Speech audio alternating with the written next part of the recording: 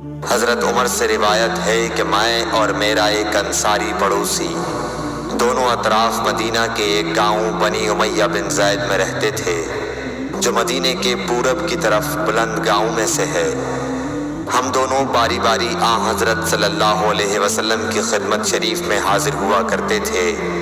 ایک دن وہ آتا، ایک دن میں آتا۔ جس دن میں آتا اس دن کی وحی کی اور رسول اللہ صلی اللہ علیہ وسلم کی فرمودہ دیگر باتوں کی اس کو خبر دے دیتا تھا، اور جب وہ آتا تو وہ بھی اسی طرح کرتا۔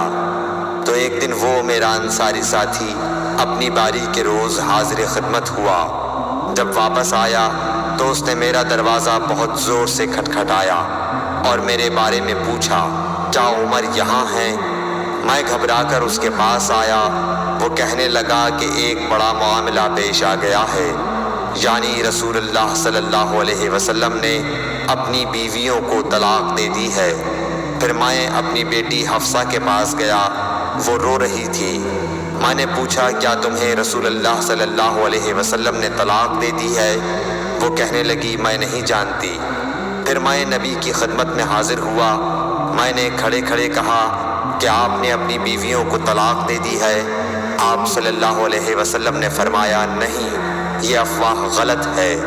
تب میں نے تعجب سے کہا، اللہ اکبر، اللہ بہت بڑا ہے۔ صحیح بخاری، حدیث نمبر 89۔